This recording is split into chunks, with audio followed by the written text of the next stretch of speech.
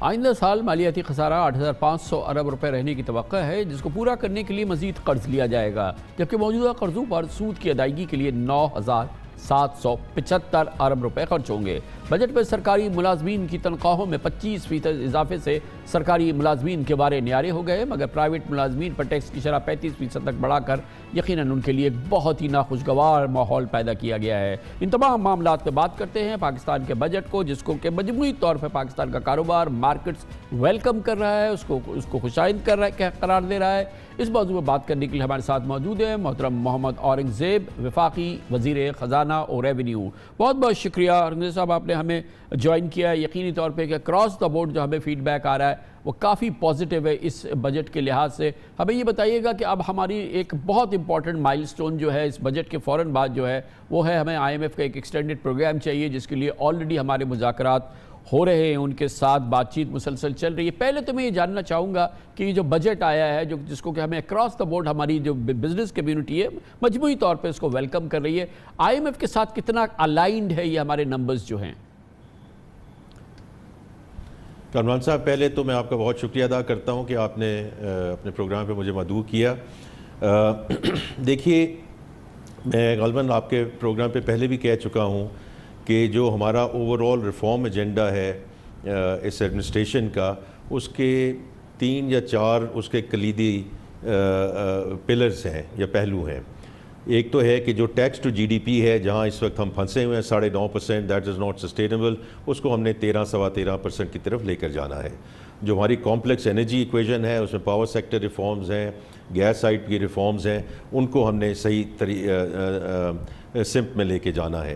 The third one is the SOEs، جو کھربوں کا جو خسارہ ہے اس کو ہم نے کیسے کم کرنا ہے اور پرائیویٹائزیشن کو کیسے آگے لے کے جانا ہے۔ تو کامران صاحب، اس بجٹ سپیچ میں I hope you got the flavour کہ جو ریونیو کے میجرز ہیں اس پہ تو ہم آ جائیں گے، لیکن ہم اس کو ہم نے براڈ بیسڈ تھیم لے کر چلنا ہے آگے کہ اگلے 3 سالوں میں ہم نے اس کو آگے کیسے لے کر جانا ہے، تاکہ جب فنڈ کا پروگرام ہو جائے تو انشاءاللہ یہ آخری پروگرام ہو اور ہم سسٹینیبلٹی کی طرف بڑھیں۔ تو جو آپ کا سوال ہے وہ بالکل درست سوال ہے کہ یہ ساری جو ترجیحات ہماری ہیں، پاکستان کی ہیں، are they aligned with what the discussions that we have had with IMF جب وہ 8-10 روزوں کے لیے تھے۔ تو دیکھیں، ڈیٹیلز تو اپنی جگہ ہوں گی، کچھ اوپر کچھ نیچے، بٹ براڈلی میں آپ کو کنفرم کر سکتا ہوں کہ we are very aligned on these themes as we go forward. Very interesting, very important, but یہ بھی فرمائیے گا کہ اب اگلا قدم کیا ہے اس حوالے سے؟ IMF کے حوالے سے میں پوچھ رہا ہوں، کیونکہ بہرحال یہ بہت ہی کلیدی ہمارے لیے، ہماری معاشی ترقی کے لیے، ہمارے لیے بہت ہی امپورٹنٹ ہے کہ اب ہم نے یہ بجٹ پیش کر دیا ہے۔ IMF کے ساتھ مسلسل آپ کے پہلے مذاکرات ہو رہے تھے، پھر ورچوئل مذاکرات ہوتے رہے، پرہیپس بالکل ایک الائنڈ سلسلہ چل رہا ہے۔ اب اگلا قدم کیا ہے؟ کامران صاحب، اب اس میں یہ جو بجٹ تھا، جیسے آپ نے ذکر کیا، دس واز این امپورٹنٹ مائل سٹون ان آر جرنی، کیونکہ جو بھی ان کے ساتھ بات چیت ہوئی ان میں سے ان چیزوں کو اس بجٹ میں بھی ریفلیکٹ ہونا تھا۔ At the same time as I keep on seeing کہ ہمارا جو ہوم گرون ایجنڈا ہے وہ ہمیں کہہ رہے ہیں کہ اس کو بھی ایڈ کر لیجئے، اس میں کوئی کانفلکٹ نہیں ہے، لیکن دس واز این امپورٹنٹ مائل سٹون جس کو وہ ریویو کرنا چاہیں گے۔ اس کے علاوہ ہماری کچھ ان کے ساتھ گفت و شنید چل رہی ہے کچھ اور پہلوؤں پہ بھی۔ تو یہ جو ورچوئل مذاکرات ہیں وہ کامران صاحب اس وقت چل رہے ہیں، and I think these will continue during the month of June. تو انشاءاللہ ہمیں امید پوری ہے کہ چونکہ ایک مثبت پیش رفت ہو رہی ہے کہ by early July we should be looking at the broad contours of a staff level agreement انشاءاللہ۔ ماشاءاللہ۔ اچھا، یہ فرمائیے گا اورنگزیب صاحب کہ اس وقت سب سے اہم جب بجٹ آ گیا اس کا مائل سٹون یہ ہے، ہم نے 38% ریونیو ٹارگٹ جو ہے رکھ دیا ہے، 12,900 ارب ہم جمع کریں گے۔ یہ فرمائیے گا کہ وہ کیا کی ایلیمنٹس ہیں جو کہ آپ کے لیے ڈیسائسو ہوں گے، جو کہ ہمیں 12,900 پہ لے کے جائیں گے، اور کیا یہ جو 12,900 ہے، یہ جو آپ نے ہدف دیا ہے tax to G D P کا 13% کا، کیا یہ بھی اچیو ہوگا اسی سال میں؟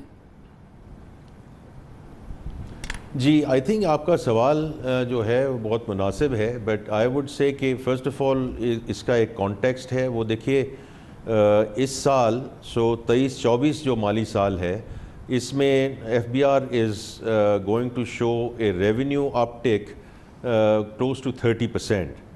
تو آئی تھنک یہ 30% کا ڈیلٹا تو اس سال ایف بی آر نے ایکچولی پروڈیوس کر کے دکھایا ہے.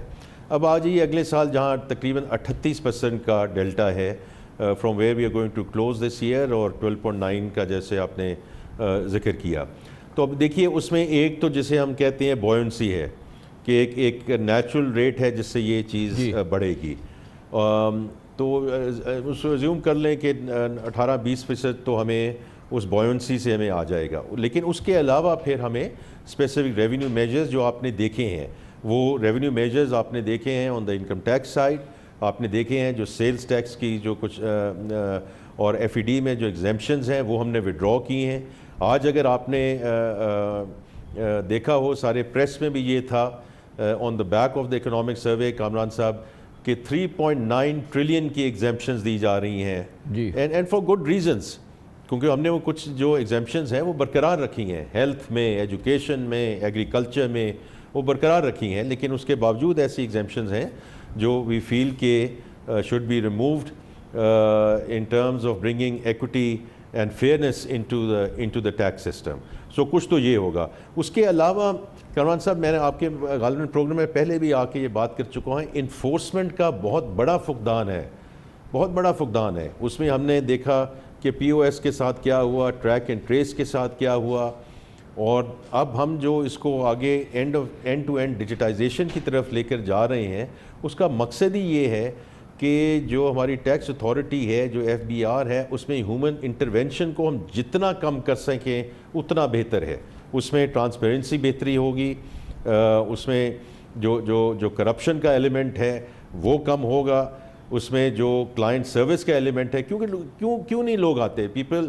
یہ جو ہم نے نان فائلرز والے سارے سر آپ نے ابھی دیکھے ہیں، جو سٹیپس آپ نے گنوائے ہیں، اس کا مقصد ہی یہ ہے کہ ہم اس کو اس لیول تک لے جائیں. یہ 2-3% کا جو ہم نے مارجن رکھا ہوا تھا is neither here nor there. I would rather pay that extra 2% and stay a non filer. لیکن اب ہم جہاں تک لے گئے ہیں، آئی ڈو تھنک کہ نان فائلر 2 یا 3 یا 4 دفعہ سوچیں گے ضرور کہ اس کا فائدہ ہے یا نہیں ہے. اور آخر میں صرف یہ کہوں گا، آپ نے جو سوال ہے وہ تو بڑا آپ نے پوائنٹڈ پوچھا ہے کہ اگلے سال 38% آپ کر پائیں گے کہ نہیں کر پائیں گے. میرا اپنا آئی ایم ویری آپٹمسٹک جی کہ انشاءاللہ as we plug these loopholes, we have the additional measures in place, we are bringing additional sectors into the net. جیسے میں نے ذکر کیا جو تاجر بھائی اور بہن ہیں ان سے بھی ہم اس کو اب 31,000 جو ہیں وہ تقریباً ریٹیلرز رجسٹر کر چکے ہیں.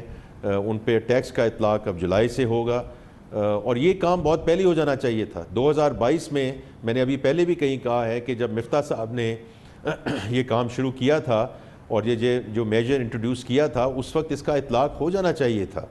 اور اگر ہو گیا ہوتا تو آج اسی بوئنسی کے سلسلے میں آج ہم ایک سرٹن لیول پہ ہوتے، اور یہ اس قسم کی اسکیپٹسزم نہ ہوتی کہ جی آپ اور جو سیکٹرز ہیں ان کو نیٹ میں لا سکیں گے کہ نہیں لا سکیں گے. تو یہ سر ہماری کاوش ہے کہ ہم اس کو برڈن کو سپریڈ کریں، ورنہ جو ہے وہی بات ہوگی keep on taxing the same for more. اور یہ دیکھیں میں آخری بات کہنا چاہتا ہوں بیکاز آئی تھنک اس میں کامران بھائی اگر آپ مجھے اجازت دیں کہ جو سیلریڈ کلاس کو اس دفعہ ہم نے پروٹیکٹ کیا ہے، جو ان کا 6 لاکھ کا جو سیگمنٹ تھا جس پہ کوئی ٹیکس لاگو نہیں ہوتا، وہ اپنی جگہ برقرار ہے. جو میکسیمم سلیب ہے اس کو ہم نے نہیں بڑھایا. اب اس کے درمیان میں جو سلیبز ہیں اس میں تھوڑی بہت رد و بدل ہے، but you will actually find کہ منیمل امپیکٹ ہے. اس دا نان سیلری کلاس جس کا ہم گویا آپ یہ فرما رہے ہیں کہ جو کہ میکسیمم سلیب ہے وہ اپنی جگہ ہے، اور منیمم جو تھا وہ بھی اپنی جگہ رکھا. 6 لاکھ کا تھا ایگزیمپشن، وہ برقرار ہے، اور میکسیمم سلیب جو ہے وہ برقرار رہے گا.